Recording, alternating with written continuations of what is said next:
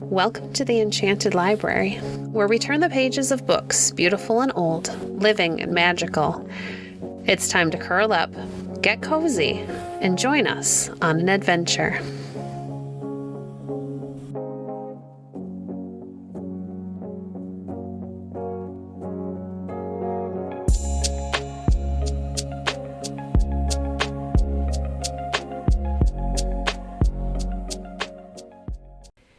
Today we're continuing with The Gorgon's Head from Wonder Book for Boys and Girls by Nathaniel Hawthorne. Now there were 3 Gorgons alive at that period, and they were the most strange and terrible monsters that had ever been since the world was made, or that have been seen in after days, or that are likely to be seen in all time to come. I hardly know what sort of creature or hobgoblin to call them. They were 3 sisters, and seemed to have borne some distant resemblance to women, but were really a very frightful and mischievous species of dragon.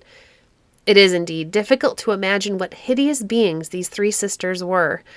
Why, instead of locks of hair, if you can believe me, they each had of them 100 enormous snakes growing on their heads, all alive, twisting, wriggling, curling, and thrusting out their venomous tongues, with forked stings at the end.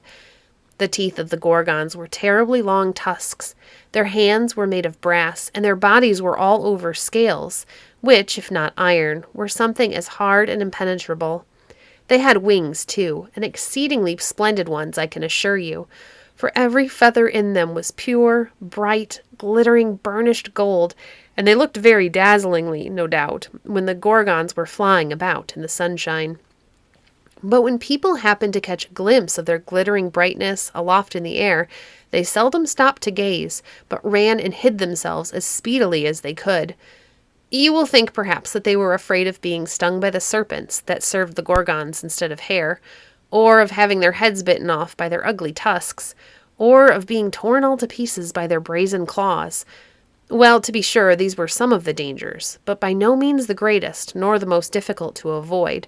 For the worst thing about these abominable Gorgons was, that, if once a poor mortal fixed his eyes full upon one of their faces, he was certain, that very instant, to be changed from warm flesh and blood into cold and lifeless stone. Thus, as you will easily perceive, it was a very dangerous adventure that the wicked King Polydectes had contrived for this innocent young man. Perseus himself, when he had thought over the matter, could not help seeing that he had very little chance of coming safely through it, and that he was far more likely to become a stone image than to bring back the head of Medusa with the snaky locks. For, not to speak of other difficulties, there was one which would have puzzled an older man than Perseus to get over. Not only must he fight with and slay this golden-winged, iron-scaled, long-tusked, brazen-clawed, snaky-haired monster, but he must do it with his eyes shut, or at least without so much as a glance upon the enemy with whom he was contending. Else, while his arm was lifted to strike, he would stiffen into stone, and stand with that uplifted arm for centuries, until time and the wind and weather should crumble him quite away. This would be a very sad thing to befall a young man who wanted to perform a great many brave deeds, and to enjoy a great deal of happiness in this bright and beautiful world. So disconsolate did these thoughts make him, that Perseus could not bear to tell his mother what he had undertaken to do. He therefore took his shield, girded on his sword, and crossed over from the island to the mainland, where he sat down in a solitary place, and hardly refrained from shedding tears. But while he was in this sorrowful mood, he heard a voice close beside him. "Perseus," said the voice, "why are you sad?" He lifted his head from his hands, in which he had hidden it, and behold, all alone as Perseus had supposed himself to be, there was a stranger in this solitary place. It was a brisk, intelligent, and remarkably shrewd-looking young man, with a cloak over his shoulders, an odd sort of cap on his head, a strangely twisted staff in his hand, and a short and very crooked sword hanging by his side. He was exceedingly light and active in his figure, like a person much accustomed to gymnastics exercises, and able to leap and run. Above all, the stranger had such a cheerful, knowing, and helpful aspect, though it was certainly a little mischievous into the bargain, that Perseus could not help feeling his spirits grow livelier as he gazed at him. Besides, being really a courageous youth, he felt greatly ashamed that anybody should have found him with tears in his eyes, like a timid little schoolboy, when, after all, there might be no occasion for despair. So Perseus wiped his eyes and answered the stranger pretty briskly, putting on as brave a look as he could. "I'm not so very sad," said he, "only thoughtful about an adventure I have undertaken." "Oh ho!" answered the stranger. "Well, tell me all about it, and possibly I may be of service to you. I have helped a good many young men through adventures that looked difficult enough beforehand. Perhaps you have heard of me. I have more names than one, but the name of Quicksilver suits me as well as any other. Tell me what the trouble is, and we will talk the matter over and see what can be done." The stranger's words and manner put Perseus into quite a different mood from his former one. He resolved to tell Quicksilver all his difficulties, since he could not easily be worse off than he already was, and very possibly his new friend might give him some advice that would turn out well in the end. So he let the stranger know in a few words precisely what the case was, how that King Polydectes wanted the head of Medusa with the snaky locks as a bridal gift for the beautiful Princess Hippodamia, and how he had undertaken to get it for him, but was afraid of being turned into stone.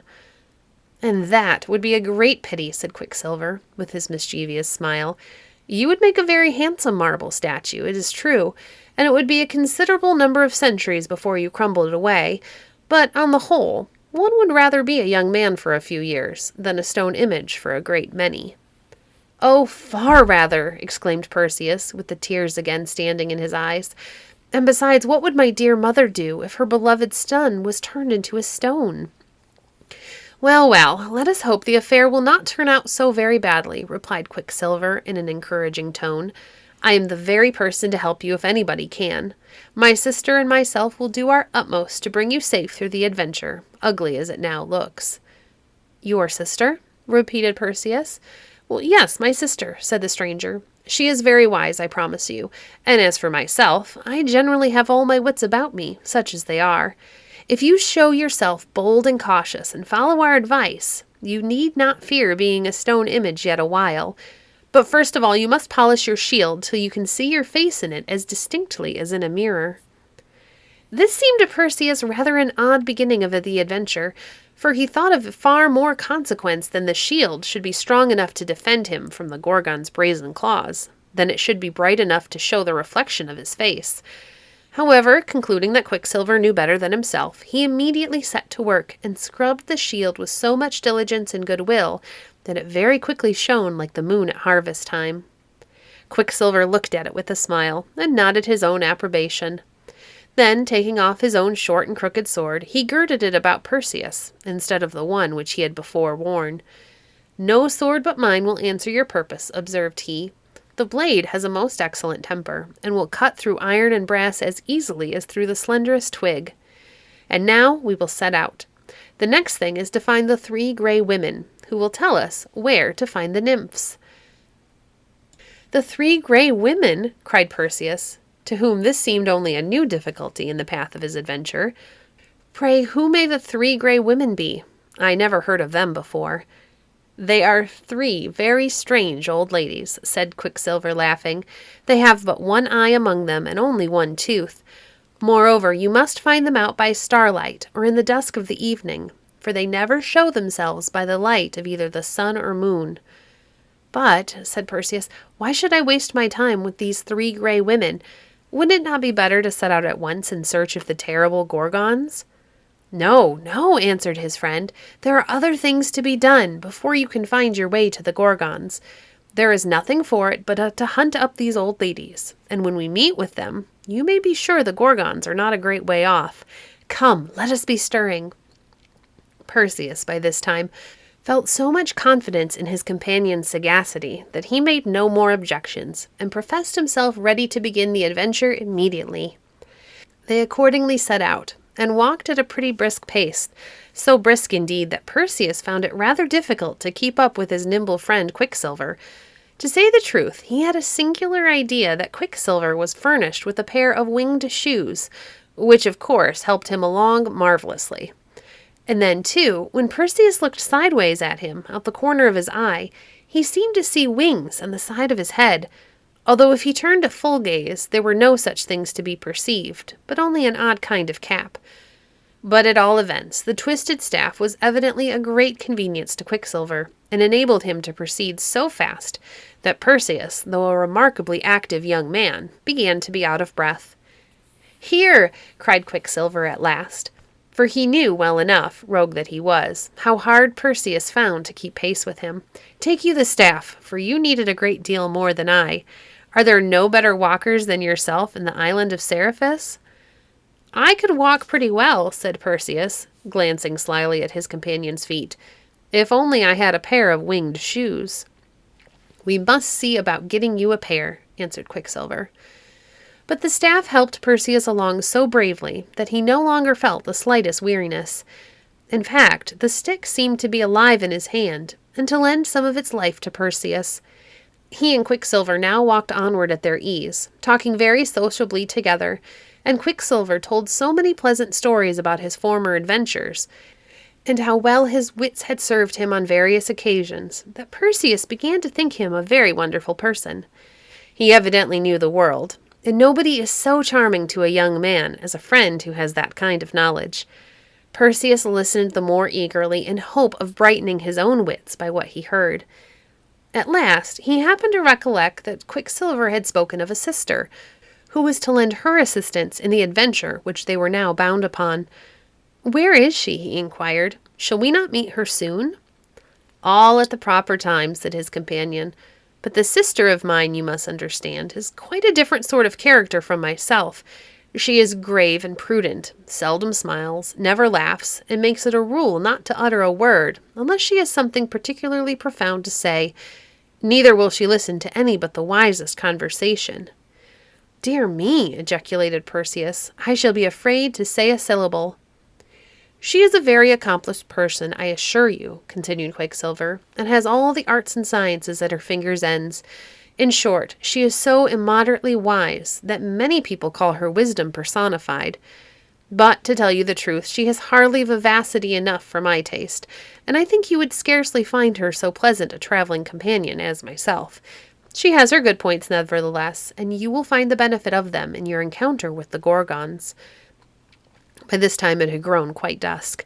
They were now come to a very wild and desert place, overgrown with shaggy bushes, and so silent and solitary that nobody seemed ever to have dwelt or journeyed there. All was waste and desolate in the grey twilight, which grew every moment more obscure. Perseus looked about him, rather disconsolately, and asked Quicksilver whether they had a great deal farther to go. "Hist, hist!" whispered his companion. "Make no noise.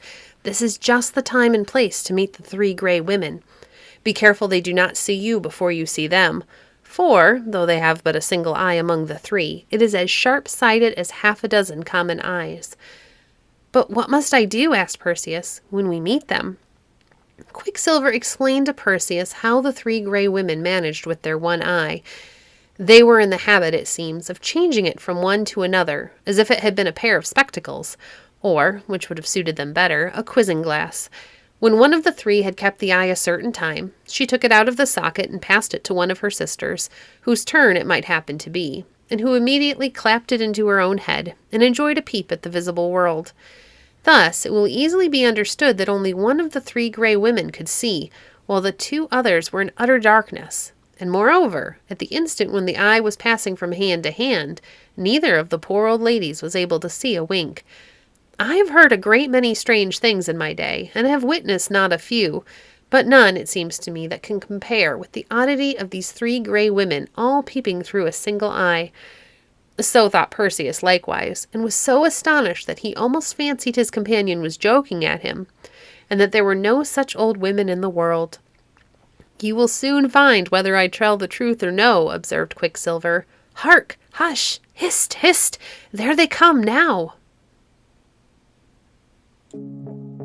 Thank you for joining us today. If you enjoyed today's episode, please leave a review on your favorite podcast platform and share our podcast with a friend.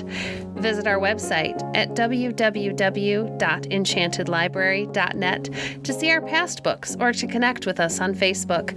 If you'd like to support the work we do, you can visit our Patreon page at patreon.com/enchantedlibrary. We appreciate your support. Until next time, friends, happy reading.